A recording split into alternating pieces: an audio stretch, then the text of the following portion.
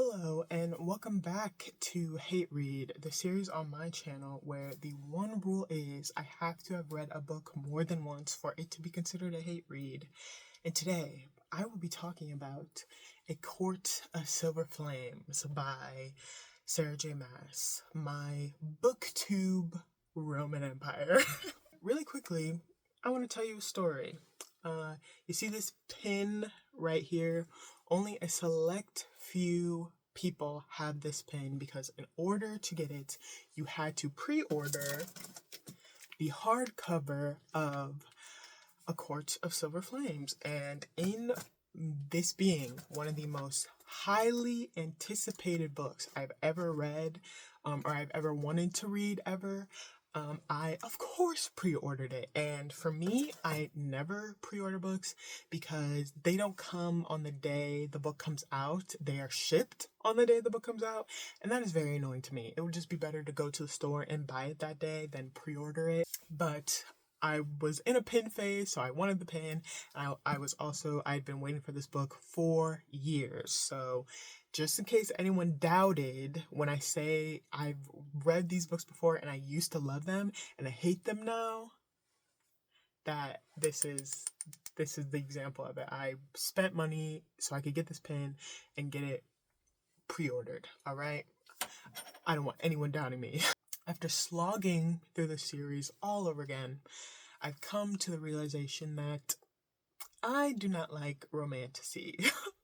Yes, I had to suffer through 4 books just to come to this point. Some romantasy I've read recently or before that kind of helps me push this point I'm about to be making. I read Throne of the Fallen. I read The Courting of Bristol Keating. I've read From Blood and Ash. I've probably read so many more that I didn't even realize were romantasy. But the synopses get me, okay? I'll read the synopsis. I'm like, oh, that actually sounds like a really interesting story. Like, I want to read it.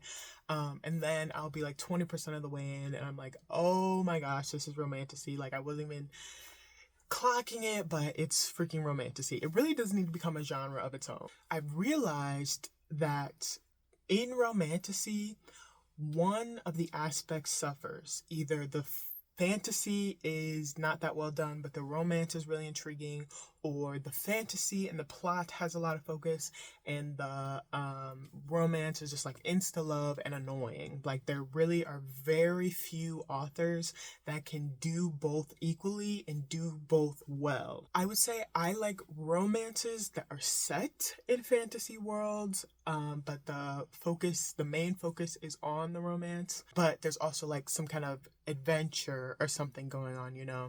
Some examples of that I really love. Generally, these are 5-star books for me.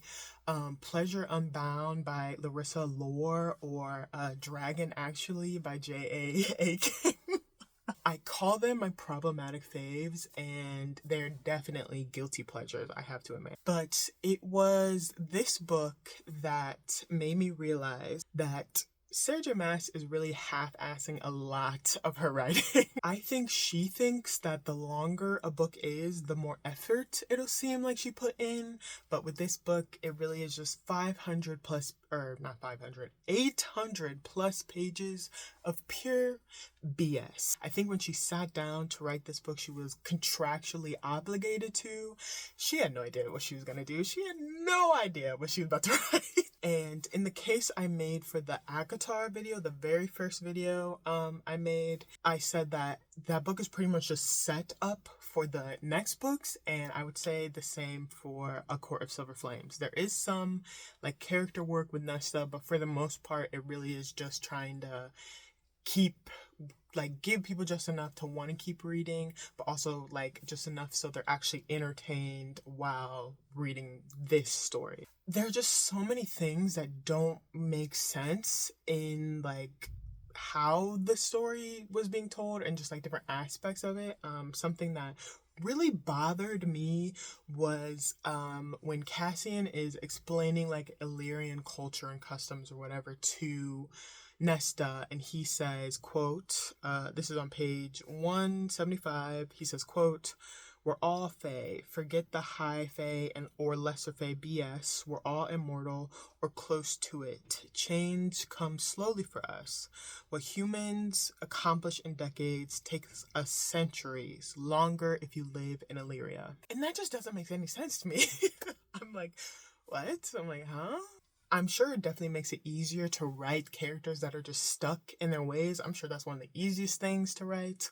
But you would think that people who live forever, unless they were boring and horrible people, would always be striving for change and making things better and different. That they would be really adaptive to how things change. But it just doesn't make any sense. You would think, yeah, just living forever would cause you to just be more adaptive and not so solidly stuck in your ways like that. It just doesn't make sense to me. Speaking of people who don't change despite being nearly 1,000 years old, it is time for the obligatory hating on Reese segment. Let's get it. Nesta's POV made me hate him even more, if that was possible, but I really do. I don't think Sarah realized how, through Nesta's perspective, she really pointed out her own BS writing when it comes to the other characters. I remember seeing on like Tumblr and Reddit about this book, and that it shows how callous Feyre and Reese are when it comes to everyone but themselves. When Feyre was first introduced to the inner circle, she was so accepted and taken care of and like babied almost because of like how they empathized with her. And then I would say, obviously, other than Feyre like dying and like being tortured, comparatively, what Elain and Nesta went through is pretty traumatic as well. Literally, like being kidnapped and then turned into a freaking fae completely against their will. That's pretty bad as well. So Nesta being how she is does kind of make sense, and like resenting all of these people. Like, yeah, I've been dragged into a world I wanted nothing to do with. Nesta's treated by like trash, especially by Reese. Something else about Reese's character in this book that was super annoying, the High King BS that Amren was going on about. I'm like, this book is about Nesta. This book should have been about Nesta, but Reese is getting all this page time. Yeah, Reese got more page time than Feyre. Like, that's wild to me. Like, I can't stand him, and he talking about all the stuff I don't care about. Like, focus on Nesta. I don't care about Reese and this High King stuff.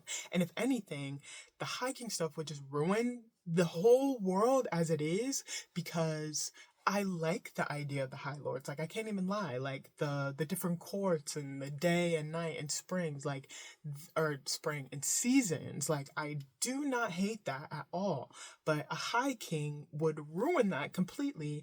And especially when you take into account, oh, the villain of the last trilogy was the King of Highburn. So maybe kings aren't the best kind of figures in this world. I don't know, just an idea I have. And then I'm talking about this in the next chapter, but I have to talk about it in me complaining about Reese. Feyre's pregnancy arc, how it has to be said that despite Reese and his never-ending wisdom, if he was paying more attention, Feyre's pregnancy wouldn't have been nearly as bad as it ended up. Because if you don't remember, or you don't, if you're watching this and you haven't read these books, Feyre gets pregnant, but conception happened when she was in Illyrian form, so she had wings out, and I don't know if Reese did or not, I really don't care. But because she had wings, the baby has wings, but then back in her Fae form, female Fae pelvises aren't able to push out Illyrian babies because of their wings, and it causes the mother and the child to die. So that's why all this stuff ends up happening with Feyre's pregnancy. And it's like, if Reese was paying attention, none of that would have happened at his big age. I blame everything on him. Everything that goes wrong with Feyre's pregnancy is his fault. If she would have died and him, it would have been his fault. How much of a control freak, and it's really gross, Reese really shows up during this arc, he refuses to let anyone tell Feyre what is actually going on. When Nesta tells Feyre that she's gonna die, Reese is like, I'm gonna murder her. And then Feyre is the only one not mad at Nesta for telling her the truth. But you know, gotta love our woke pro-choice king. Gotta love the woke pro-choice feminist inner circle. Heck yeah. Like, get out of here. Like, really? I know people get irritated saying this. I do not care. Reese is no better than Tamlin, and if anything, he's worse. He is probably freaking worse. Getting into it, let's talk about Feyre's pregnancy arc. Obviously, Nesta was not enough. Sarah was riding by the seat of her pants, and she had to come up with something else because Nesta was not enough for this story. And yeah, she decided to come up with one of the most horrific pregnancy experiences to ever go through for her beloved previous main character, Feyre. The craziest part to me is that Feyre knew that there was a risk. She knew that there was a risk, but she had no idea that her or her baby was like pretty much like 99% likely to die. There was very few likelihood that either of them were going to come out of this alive. And Reese refuses to let anybody tell her what is going on. It is Feyre's body and it is her baby. She deserves to know that. Oh my goodness. The fact that they have magical abilities, magical healing abilities, they're magical healers, all these immortal, highly intelligent beings, and no one can perform a C-section, nobody can perform an abortion, y'all can't try again, like, she's gonna die, like, you... Like, it's so ridiculous and needless and cruel and brutal. The birth scene is absolutely horrific to read. I cried. It's very similar to Bella's birth scene and that kind of very horrific energy, like horror movie energy, I'm telling you. The stupid death pact that Reese and Feyre made, that, oh, if one of them dies, the other one dies, da-da-da-da.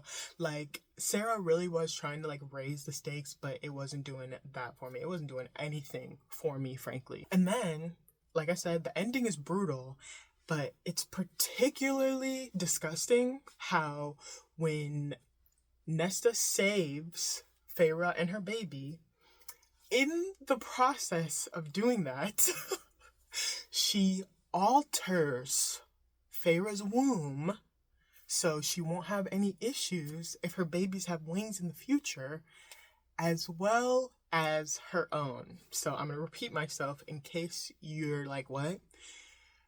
Nesta uses her powers to save Feyre's life and the babies. In the process of doing that, she uses her magical powers to change the anatomy of her, Nesta's own womb, as well as her sister's womb, so they won't have any problems giving birth in the future.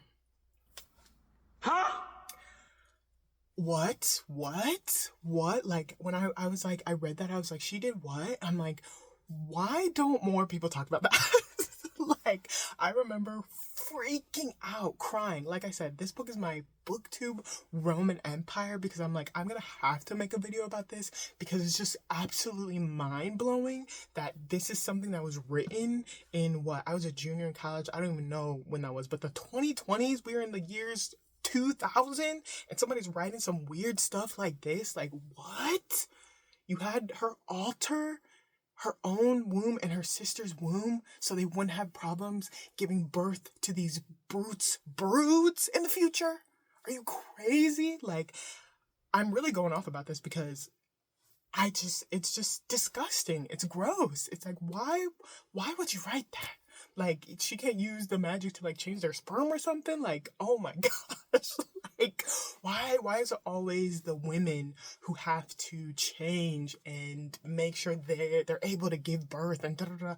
Like, that is one of the weirdest, most, like, violating, like, things that an author could ever write. Like, ugh, it's disgusting. It's so gross. It gives me the creeps. It just, ew. ew. It's frustrating to see SJM hailed as this feminist author when she subjects her female characters to more dehumanization, discrimination, and oppression than the real world. That stuff is crazy. And Sarah having her female characters lose their powers. Nesta, she doesn't completely lose them, but in the process of saving Feyre and her baby and changing their wombs, I'm always gonna say that, she only has like a sliver of her power left. They were saying in this book that Nesta was more powerful than Reese. Yeah, Reese was afraid of Nesta and her powers. That's how powerful she was, and she's lost the majority of it in Saving Feyre. And then even Throne of Glass, I've read that series, and at the end, Elain, I don't know if she completely loses her powers, but she loses the majority, and nobody else does. Nobody else, none of the male characters especially, end up losing their powers, but the female characters almost always do. Why is that? Speaking about female characters, obviously gotta talk about the main character, Nesta, and her very lackluster arc within this book. This book was very disappointing for me.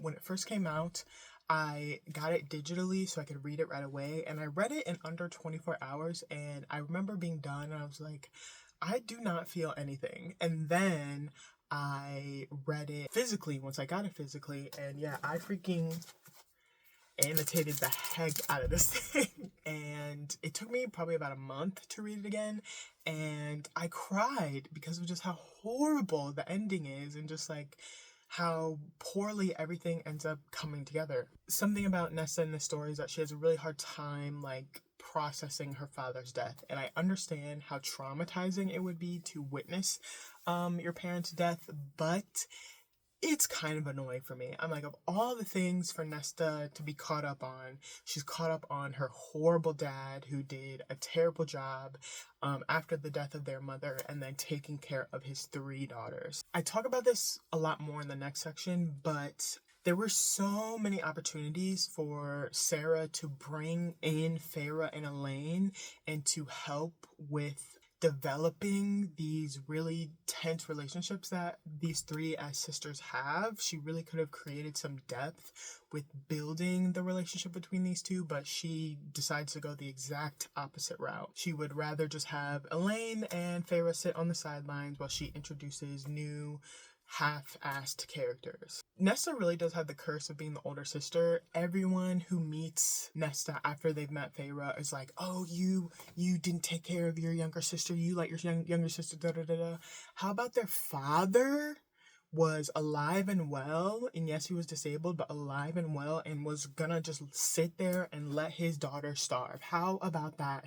Her father, who was still alive up until the very end. Nesta did not fail Feyre and Elain. Their father failed all 3 of them. Moving on to the other, probably like the largest aspect of the story, how they're training throughout the whole thing, and Nesta has new friends in Gwyneth and Emery, and how they end up doing the right that the Illyrians do, and that Reese, Cassian, and Azra ended up doing, and they are forced into it. They're literally kidnapped and forced to participate into the right. And obviously this is a poor writing thing in that when things are just always happening to characters and they're rarely ever doing anything themselves, it's very frustrating to read. And for me, it just shows another great point of how much of a white feminist Sarah is, in that it's very much they can do it just as well as the boys, if not better energy. You get what I'm saying? Like, they couldn't have done something different. Like,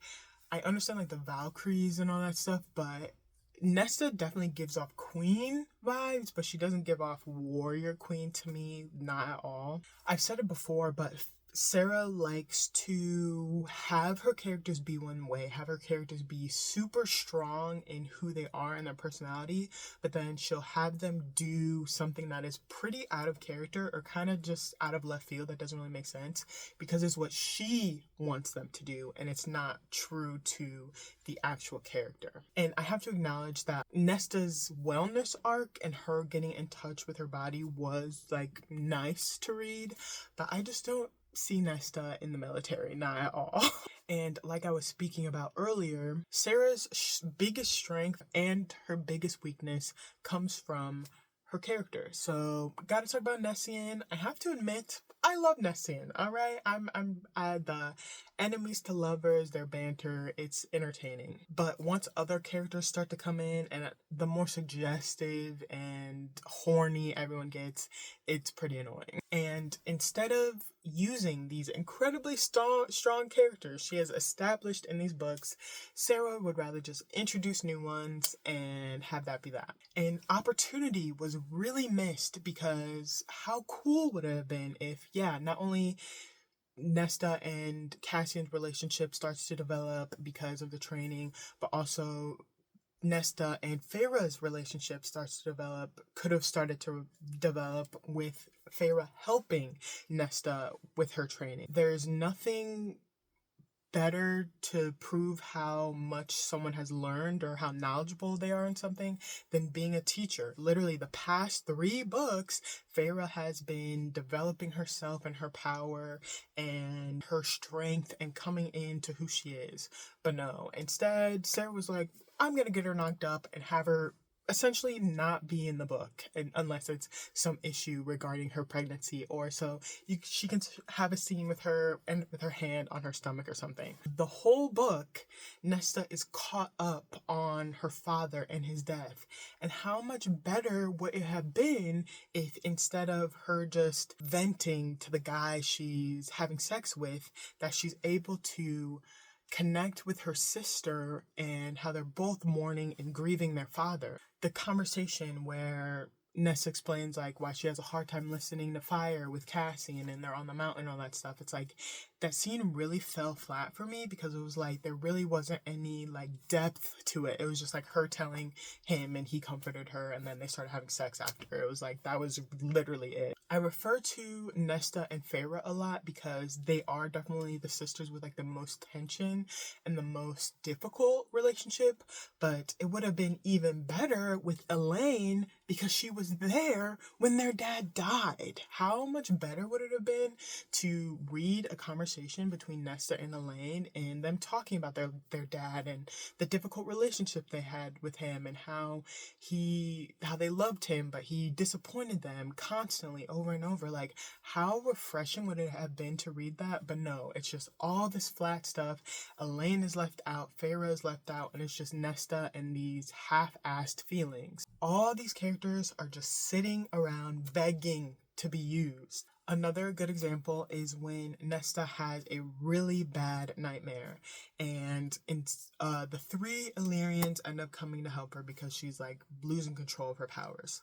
Once again, how cool would it have been if, instead of it being these people that Nesta really does not trust or know helping her, but her sister, who, similar to her, has had these same bad nightmares, has had these same bad dreams where she felt like she was losing control of herself. How touching would it have been to be able to see Feyre comfort her sister in the same way that she wished she could have been, right? How cool would that have been to read? Instead, it's the exact opposite. I have lost so much respect for Sarah J. Maas as a writer because she has had endless opportunities that she has created herself, that she's thought of herself to really develop and create some depth in between these characters, in between these sisters, in between this family. But instead, she would rather introduce 2 characters who are shallow at best but have tragic backstories, so you want to get more in touch with them. She really went with the laziest, most uncreative way to write this book. Like, let Feyre, let Nesta, let Elain have a relationship outside of the inner circle, outside of the night court, outside of all of that. Like, they were sisters before all of this happens, and they're still sisters through it, but they don't act like it. They don't even interact that much. It would make sense if they were living in different courts and really doing very different things. No, they all live in the same city. Even Elain and Feyre live in the same house, okay? Like, it's just all these incredibly obvious opportunities to have these characters finally like develop and get to know each other. That is not what happens. Elain has been in every single book in the the 4.5 books that have been written, Elain is in every one, and she's cast to the side in every one of them. Like I said, Sarah's biggest strength and weakness is her characters, because she'll create them. And yes, if you've read these books, you love the characters. They're so entertaining. You can read the books like fast. Yeah, that's something I can say about Sarah, and a lot of people get on her about her writing, but it's easy to read and it's entertaining to read, and you don't really have to think that hard reading it. But when you have these same characters that are so strong and so likable, and you don't do anything with them, you are not using them to their full potential. Gotta talk about it. The spice. I'm not gonna comment on the quality. If you like it, that's good for you. It's not good for me. For this book in particular, right when I would be getting into the story and I'm like excited about what's happening and everything, there would be a spice scene, and it would take me out and would make me very uncomfortable. There would be good tension, there would be good pacing, there would be something interesting about to happen, and then a spice scene would be dropped in the middle of it and just completely take me out, completely break all that very good tension that there was, because they were very abrupt. It would be like, oh, they're doing this, and it's like, oh, they're taking their clothes off. All right.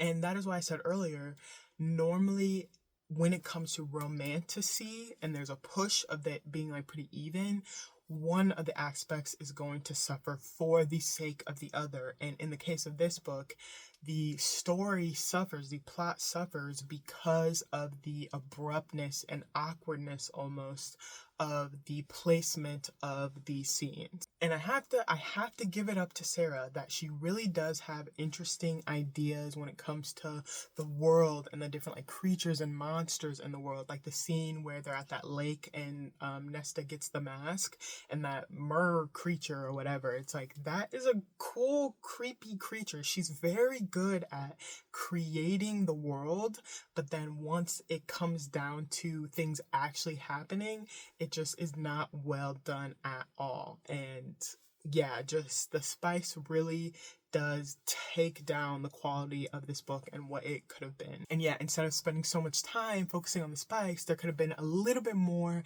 development in the characters. And I saved this for the end for the real ones watching, but I'm going to talk about Lucien and Elain.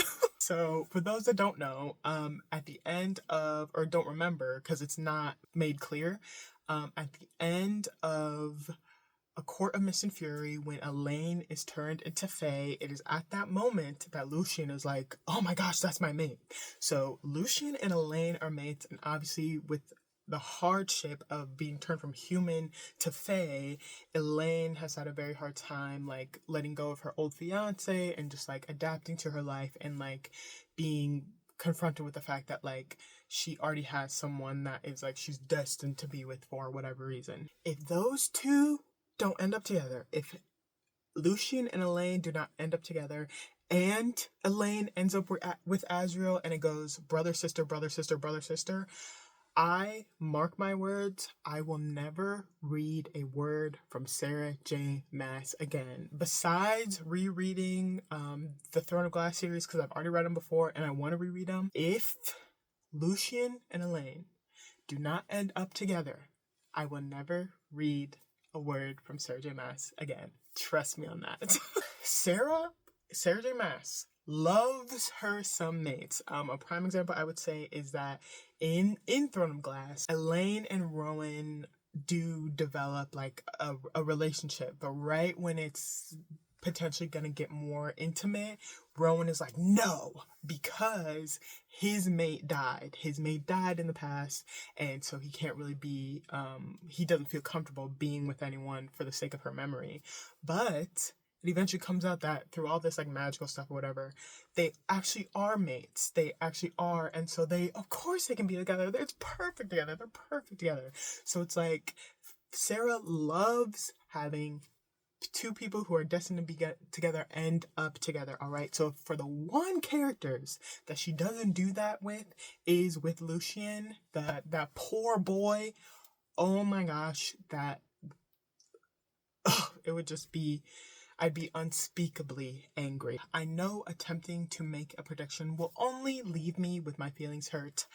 I have to. Okay, so what would I like to happen when it comes to Lucien and Elain? So I think that obviously there's a lot of problems happening with Tamlin and the Spring Court. I think that Lucien will end up being the High Lord for the Spring Court, and then in how Reese and Feyre like to do, they'll send Elain to the Spring Court and she'll fall in love with it because of course she will. She's the one who loves flowers and all that stuff. She'll fall in love with the Spring Court because I'm still charmed by how cool and beautiful the Spring Court is from the first book. Oh my goodness. I will never forgive Sarah J. Maas for what she did to Tamlin. I will never forgive her for that. Anyway. And then somehow, some way, Elain and Lucien will end up generally growing to know and care for each other, and they will be able to confirm their mating, the mate pact. I don't know what it's called, but they'll end up together. That is what I would like. I'm not going to get my hopes up though. Oh, and Elain will hopefully become the High Lady of the Spring Court. In conclusion, this book made me realize that romantasy just isn't for me, especially with how sick and disappointing this book is. Despite having incredibly strong characters, Sarah either entirely benches them or she will have them do things that either really don't make sense for their character or just out of character for them because it makes sense for the tale she is trying to spin and doesn't make sense for the characters themselves. Sarah should be proud that she has created one of the most insufferable male love interests to have ever been put into writing. Y'all know I'm talking about Reese. Cassian honestly isn't that bad. I love Cassian. He's cool. Feyre's pregnancy art felt like propaganda.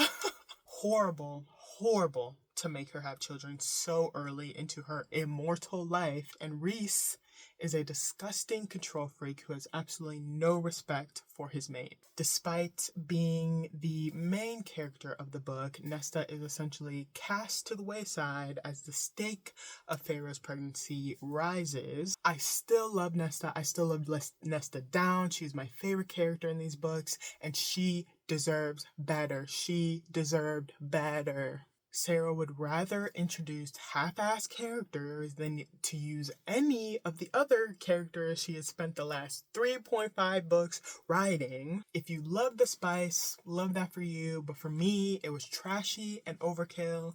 And if Sarah wants to write erotica, she just needs to do that. Not write this BS story built in this BS world where the characters act like animals every other scene. And despite being mates, if Lucien and Elain do not end up together, Sarah J. Maas will show herself to be the worst kind of hypocrite and writer. She kind of already is. Have you read A Court of Silver Flames? Do you hate it with as much as a burning passion as I do? If you really like this book, we can argue in the comments about it. We can argue if you want. Yeah, I will go back and forth. You're not going to change my mind. But thank you so much for watching. If you want to see more of me and hear how good of a singer I am, you can check out my music channel and original music all under the name of Shy Fighter. Like if you want to like. Subscribe if you want to subscribe. Comment if you want to comment. I don't know. Do whatever you would like to do. Thank you so much again for watching, and I will see you when I see you. Farewell.